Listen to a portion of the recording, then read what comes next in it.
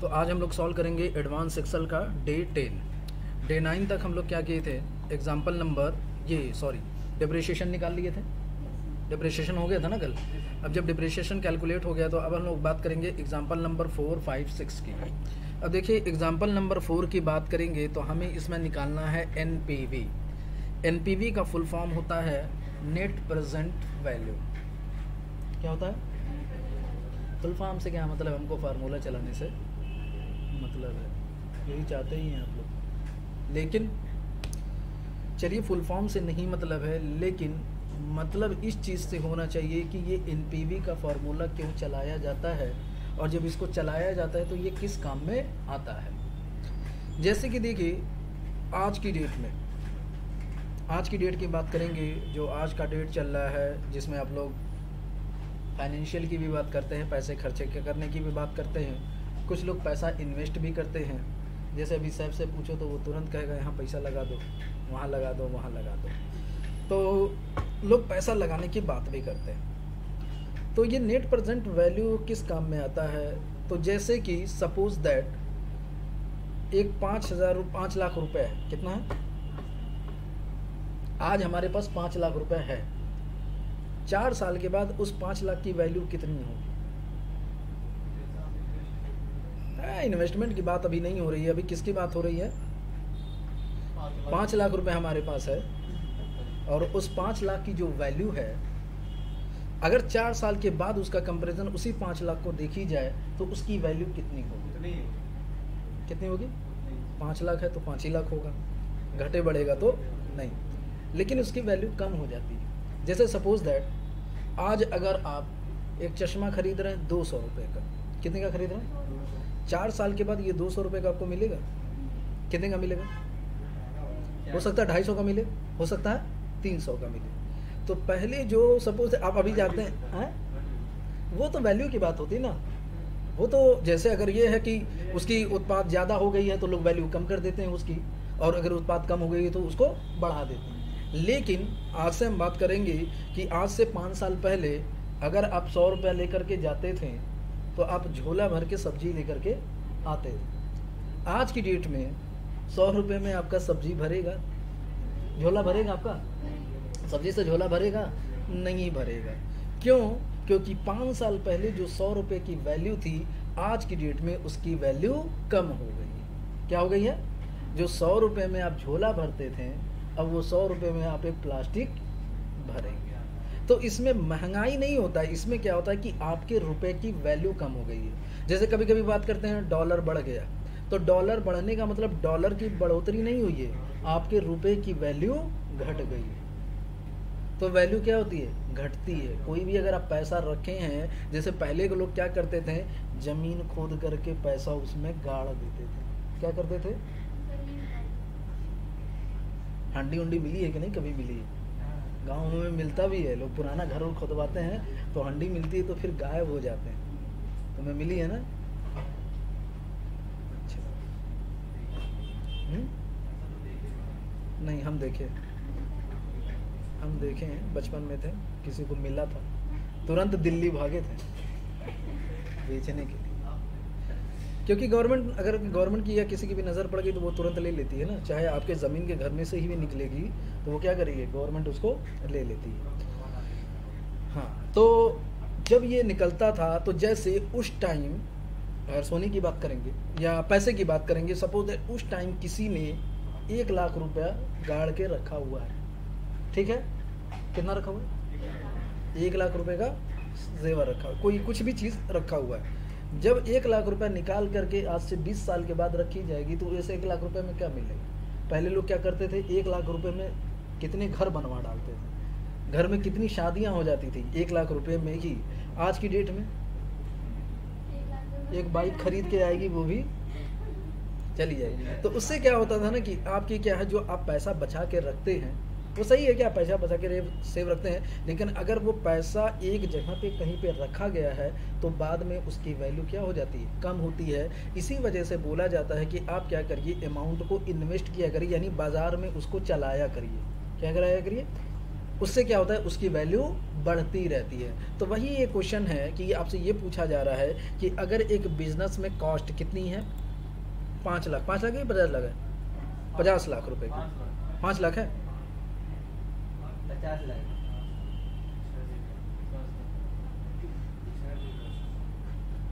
50 लाख है। तो अगर किसी की वैल्यू 50 लाख रुपए से 50 लाख रुपए की है, 5 साल के बाद अगर उसकी देखेंगे तो उसकी वैल्यू कितनी होगी, अगर कहीं पे भी इन्वेस्ट नहीं किया गया तो 5 साल के बाद अगर हमें निकालना है कि 5 साल पहले उसकी वैल्यू कितनी थी, 50 लाख रुपया, आज की डेट में उसकी वैल्यू क्या है, तो नेट यानी प्रेजेंट वैल्यू अगर हमें काउंट करना है तो उसके लिए हम लोग फार्मूले का यूज़ करेंगे, क्या, नेट प्रेजेंट वैल्यू का। और देखिए जैसे होता है ना कि बोला जाता है कि महंगाई बढ़ रही है, तो अगर महंगाई का कंपेरिजन करेंगे तो 8% के हिसाब से इस टाइम महंगाई बढ़ रही है। किसके हिसाब से? तो वही वो कह रहा है कि अगर 4% के हिसाब से अगर आपकी वैल्यू घटती है, कितने परसेंट के हिसाब से, 4% के हिसाब से अगर आपकी वैल्यू घटती है, तो ये बताइए 5 साल के बाद इस 50 लाख की वैल्यू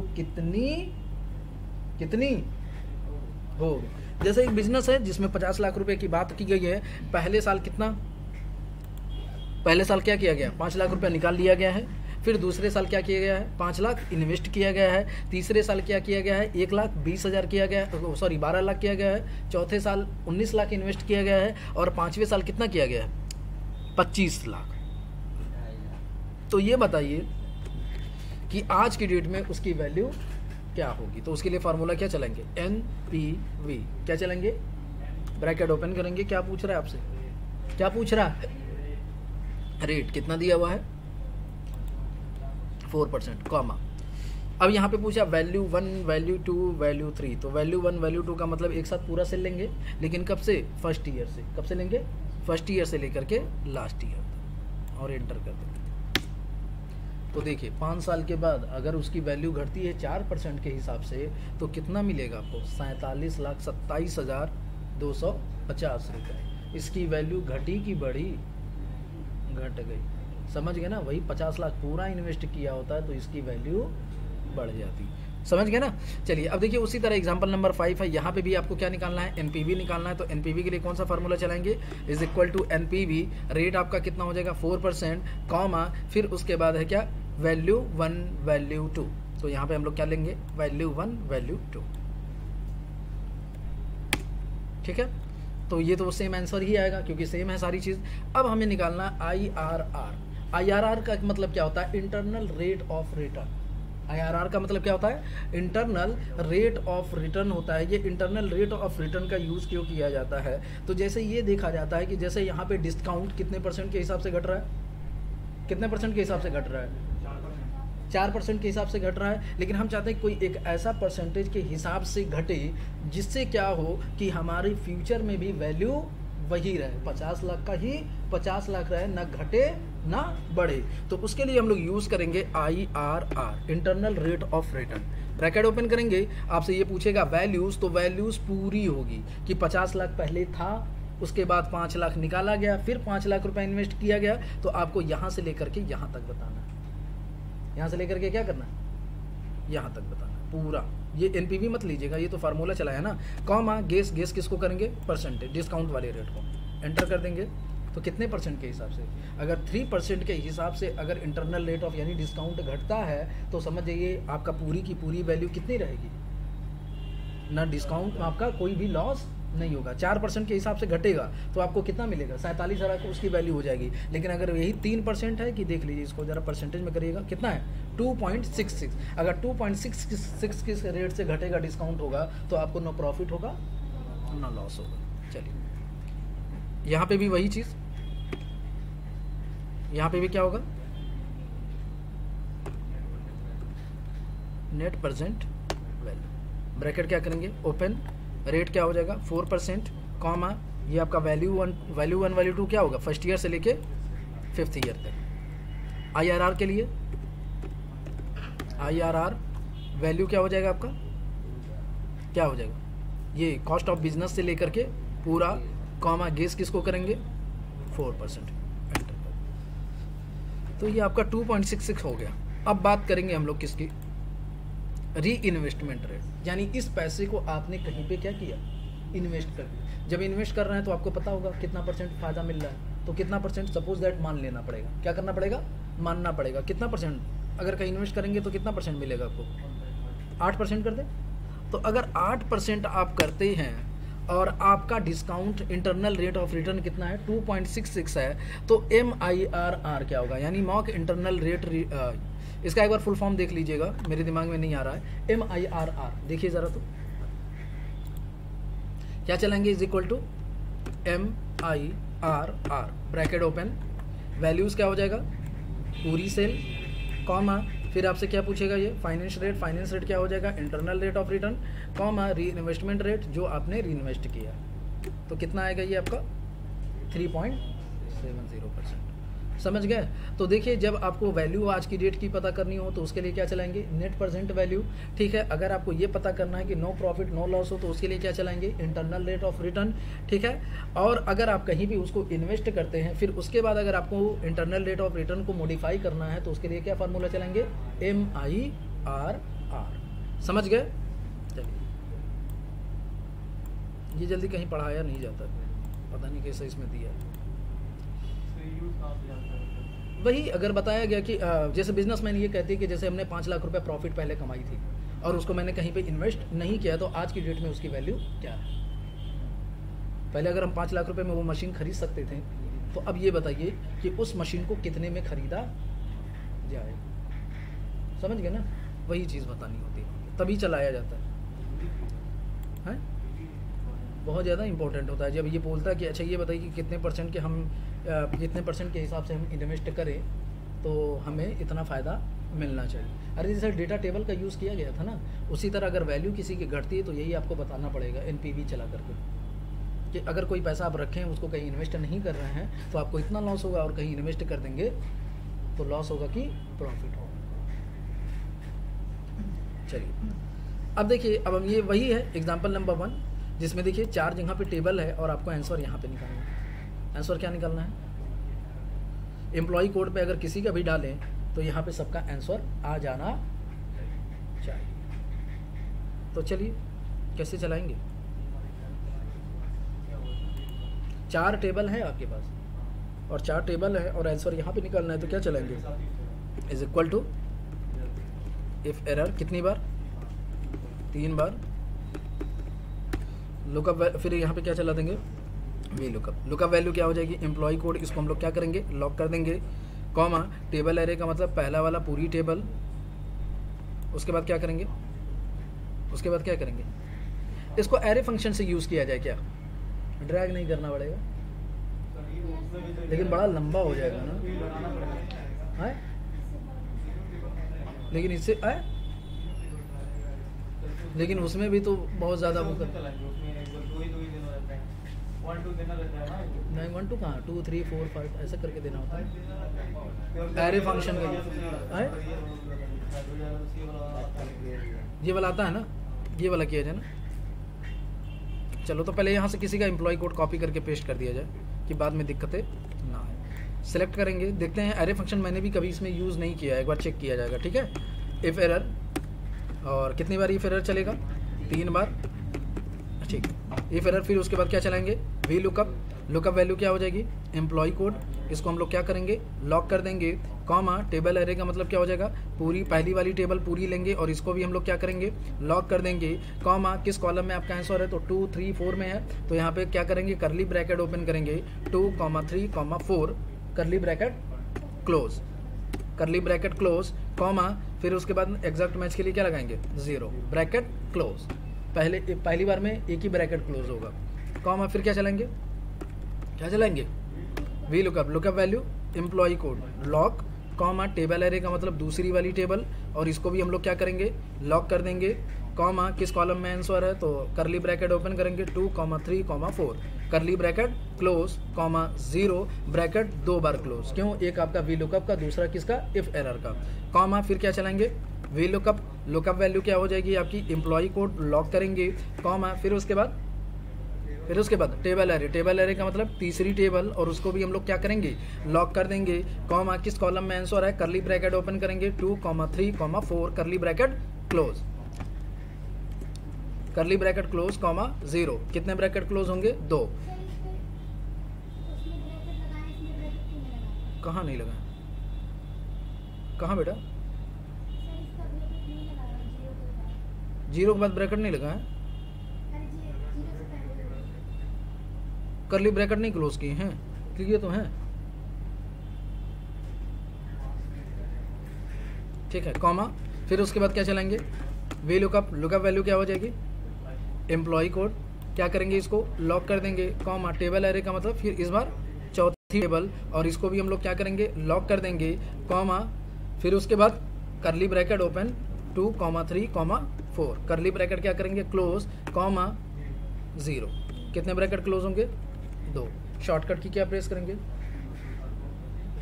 एरे फंक्शन की shortcut key control plus shift plus enter. आ गया? समझ गए? कर लेंगे ना? चलिए,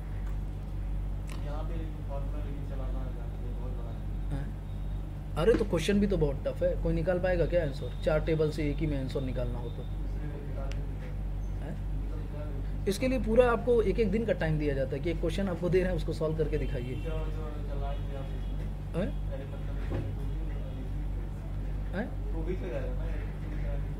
हाँ तब भी होगा, लेकिन अब उसमें क्या है कि फिर ऐसे ड्रैग करोगे, फिर वहाँ 2 की जगह सब जगह से 3 करोगे, जितने भी लुकअप चलाए होगे, बहुत ज़्यादा करना पड़ेगा, दिक्कत हो जाएगी, यही सही पड़ेगा। हाँ, एग्जाम्पल नंबर 2 में क्वेश्चन नहीं है, क्या करना है छोड़ दीजिए, आइए शीट 2 में। चलिए देखिए एग्जाम्पल नंबर 1, ये सब बड़ा बहुत ही काम की चीज़ है। ये देखिए जैसे स्टार्ट डेट 1 जनवरी 2014, किसी ने क्या किया है? ज्वाइनिंग की है, और उसकी स्टार्ट डेट क्या है?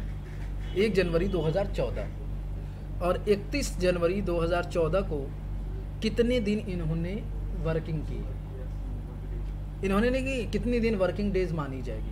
जैसे देखिए एक होता है डे 31 डेज का, लेकिन इसमें वर्किंग डेज कितना हुआ वो भी बहुत ही मायने रखता है, तभी आपका काम होता है, उसमें छुट्टी घटाई जाती है। अब जैसे बात करेंगे छुट्टियों की, तो छुट्टी 2 तरीके की होती है। एक होता है कुछ लोग संडे को ही सिर्फ छुट्टी करते हैं, और कुछ लोग सैटरडे और संडे 2 दिन छुट्टी करते हैं। जैसे ज़्यादातर अगर हम बैंक की बात करेंगे तो देखेंगे 2 और 4 क्या होता है? बंद ही रहता है, और 3rd 4th में क्या होता है? सॉरी 1st और 2nd 3rd में हाफ डे भी रहता है, नहीं बंद रहता, 2nd और 4th आपका ये बंद है।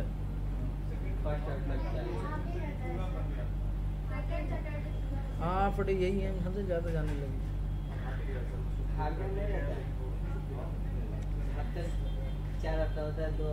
ये भी देखना ना कि सैटरडे पूरा फुल बंद करा देंगे ये लोग, अभी जल्दी आएगा, पूरा बंद करा देंगे। तो देखिए उसी तरीके के 2 यहाँ पे बात आ गई कि कितने दिन छुट्टी है, तभी तो आप वर्किंग डेज काउंट करेंगे, तभी ना वर्किंग डेज काउंट करेंगे कि अगर 1 दिन छुट्टी मानी जा रही है संडे को तो कितने दिन वर्किंग डेज हुए, अगर 2 दिन छुट्टी मानी जा रही है तो कितने दिन वर्किंग डेज हुए, क्योंकि हर कंपनी का जो छुट्टी का डेज होता है वो अलग अलग तरीके का होता है। तो अब यहाँ पे बात करेंगे कि 1 जनवरी से लेके 31 जनवरी तक कितने दिन छुट्टी हुए। अब यहाँ पे देखिए अगर सिर्फ वर्किंग डेज कहा तो आपको मानना पड़ेगा कि सैटरडे और संडे दोनों दिन छुट्टी होती है। क्या होती है? दोनों दिन छुट्टी होती है। और अगर हमें ये मानना होगा कि सिर्फ संडे है तो उसके लिए अलग फार्मूला चलेगा। और इसमें यह भी बताया गया है कि यहाँ पे देखिए हॉलीडेज भी बीच में पड़ा है। 23 जनवरी को नेताजी का बर्थडे था, उस पर छुट्टी थी, ठीक है। 26 जनवरी को रिपब्लिक डेट था, ये भी छुट्टी थे, तो ये सब भी वर्किंग डेज में नहीं आते। तो चलिए उसके लिए हम लोग फार्मूला चलाएंगे, 2 फार्मूला चलेंगे, एक होगा वर्क डे और दूसरा होगा work day international. Work day अगर फार्मूला चलाते हैं तो एक्सेल हमारा 2 दिन छुट्टी मानता है। कितने दिन छुट्टी मानेगा? 2 दिन। और वर्क डे इंटरनेशनल चलाएंगे तो उसमें कितने दिन मानेगा? 1 दिन छुट्टी मानेगा। तो चलिए वर्क डे फार्मूला अगर आप चलाते हैं तो यहाँ पे देखिए क्या पूछ रहा है, स्टार्ट डेट। तो स्टार्ट डेट ये हो जाएगा कॉमा, फिर क्या पूछा है, सॉरी गलती कर दिया, वर्क डेज नहीं, सॉरी हम यहाँ पे गलत बता दिए, वर्किंग डेज निकालना है तो उसके लिए फार्मूला चलता है नेटवर्क डेज। क्या चलता है? Network days is equal to network days. तो नेटवर्क डेज अगर होगा तो ये क्या मानेगा? 2 दिन छुट्टी मानेगा। और नेटवर्क डे इंटरनेशनल है तो वो कितने दिन मानेगा? 1 दिन। स्टार्ट डेट क्या हो जाएगा आपका? ये हो गया, कॉमा एंड डेट आपका ये हो जाएगा, कॉमा फिर पूछेगा हॉलीडे। तो हॉलीडे कौन सा है? हॉलीडेज यहाँ पे है ना, तो ये डेट वाली सेल लेंगे और इसको लॉक कर देंगे। क्यों? क्योंकि जब ड्रैग करें तो ये चेंज होना नहीं चाहिए। ठीक है, तो कितने दिन वर्किंग डेज मानी गई? एक महीने में 22 दिन और इसमें 3 महीने में कितने दिन? 61 दिन। 3 महीने में तो 90 दिन होते हैं ना जी, 90 दिन होते हैं, लेकिन कितना दिन? 61 दिन आ रहा है। कैसे पता चला? 2 दिन छुट्टी सैटरडे संडे मान रहा है, और ये जो छुट्टियाँ पड़ी है इन सबको भी वो क्या कर रहा है? माइनस कर रहा है। जब माइनस कर रहा है तब कितने दिन टोटल हो रहे हैं? कितने दिन हो रहे हैं? 61। अब वही कह रहा है कि वीकेंड संडे ओनली, यानी सिर्फ जो छुट्टी होनी चाहिए वो कब होना चाहिए? सिर्फ संडे को होना चाहिए। तो उसके लिए हम लोग फार्मूला क्या चलाएंगे? Network days international, network days international. दिखाई दिया?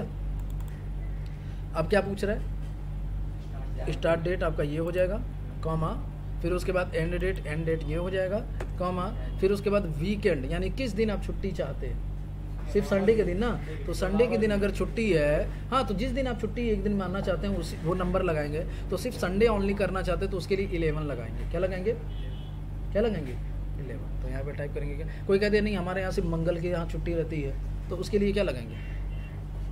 ट्यूजडे ओनली के लिए क्या लगाएंगे? 13। तो जैसे ही जिसकी छुट्टी होगी जिस दिन की, एक दिन की, तो उसके हिसाब से आप क्या लगाएंगे? यहाँ पे क्या लगना चाहिए? क्या लगना चाहिए? 11, कॉमा, हॉलीडे जो दिया वो उसको सिलेक्ट करेंगे और इसको भी हम लोग क्या करेंगे? लॉक कर। तो अगर एक दिन छुट्टी मानी जाती है तो कितना दिन वर्किंग होगा? 26, और इसमें कितना होगा? 74। समझ गए? नेक्स्ट देखिए,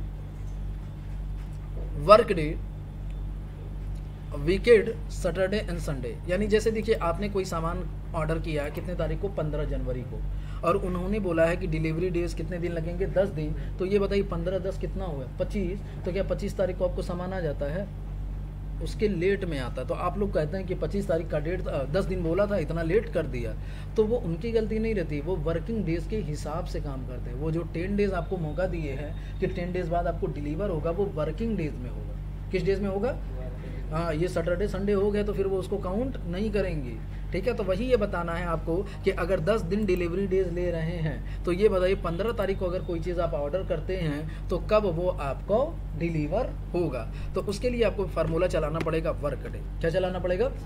अगर वर्क डे करेंगे तो 2 दिन छुट्टी मानेगा, ठीक है, और वर्क डे इंटरनेशनल चलाएंगे तो 1 दिन। तो यहाँ पे वर्क डे चलाएंगे। स्टार्ट डेज क्या है? 15, ये कॉमा, डेज कितने दिन? 10 दिन, कॉमा, फिर हॉलीडेज। तो हॉलीडेज यहाँ पे है ना, इन सबको क्या करेंगे? सिलेक्ट करेंगे और क्या करेंगे? लॉक। तो देखिए ये वैल्यू में आ गया है, तो इसमें घबराने की ज़रूरत नहीं, इसको डेट में कन्वर्ट कर लीजिएगा, शॉर्ट डेट। तो देखिए 15 तारीख को अगर ऑर्डर दिए है, 10 दिन वर्किंग डेज मिला, तो आपको कब मिलेगा? ये 30 तारीख को। और ये कब मिलेगा? 25 जनवरी वाला 5 फरवरी। समझ गए कि नहीं समझ गए? ठीक है। उसी तरह अगर वीकेंड संडे ओनली होना चाहिए, तो संडे अगर ओनली वीकेंड है तो उसके लिए फार्मूला चलाएंगे क्या? Work day international, work day international. Start date आपका ये होगा, कॉमा, डेज, तो डेज आपका 10 डेज, कॉमा, फिर पूछेगा वीकेंड, संडे ओनली अगर करना है तो क्या चलाएंगे हम लोग? 11, कॉमा, फिर उसके बाद हॉलीडेज आपका जो दिया है वो उसको हम लोग क्या करेंगे? लॉक कर देंगे।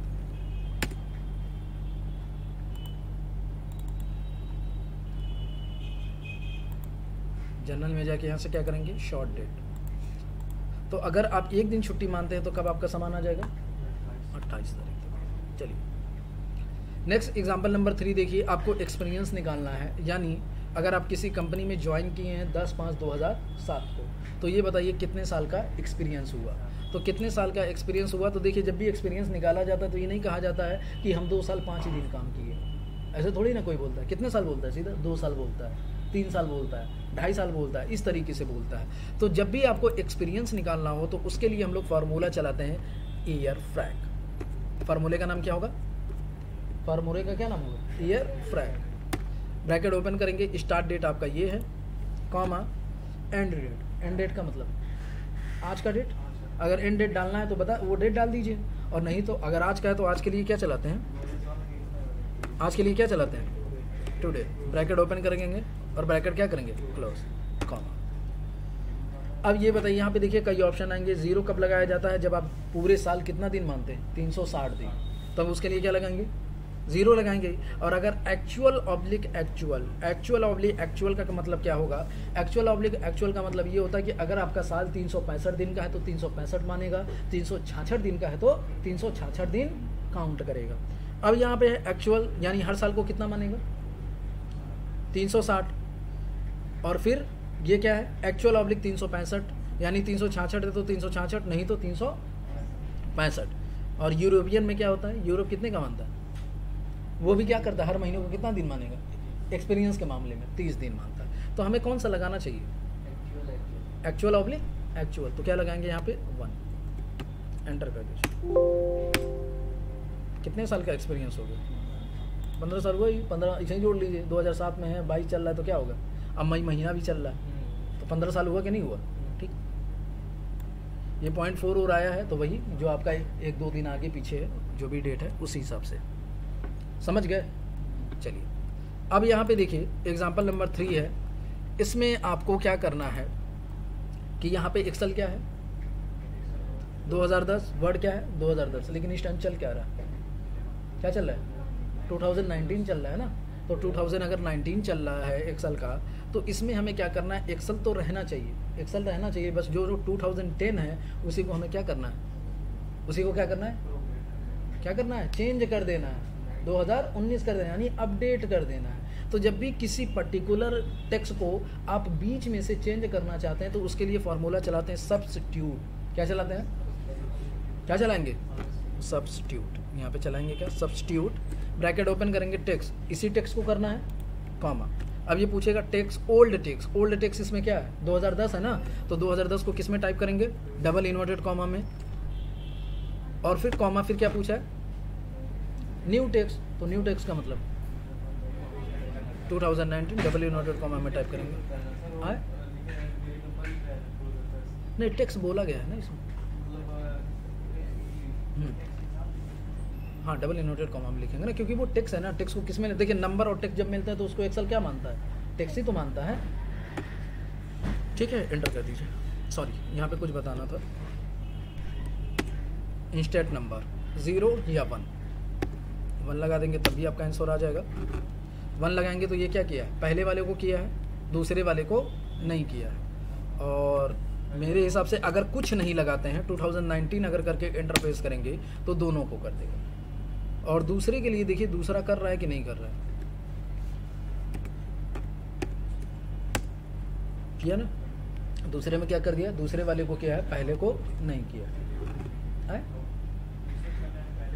पहले को नहीं करेगा, जो दूसरे नंबर का होगा दूसरे नंबर, ऐसा ही 4-5 हो तो जो आपको चौथे नंबर वाले को करना है चौथे नंबर वाले को करिए। जैसे आप कोई मैटर ही लिख रहे हैं और उसमें वाई लिखा हो गया है, तो आप चाहते 5वें जगह जो वाई लिखा है उसको हाई कर दें, तो उसके लिए क्या करेंगे, सब्स्टिट्यूट चलाएंगे, वो टेक्स्ट लेंगे और वहाँ पे वाई वो ओल्ड टेक्स्ट हो जाएगा और हाई आपका क्या हो जाएगा, न्यू टेक्स्ट हो जाएगा। और उसमें किस नंबर का, 5वें नंबर का, तो 5 नंबर डाल के एंटर कर देंगे तो ये आपका आंसर। तो ये एडवांस सेक्शन की जो शीट थी, जो सिलेबस दिया गया था, वो आपका क्या हो गया, कंप्लीट हो गया।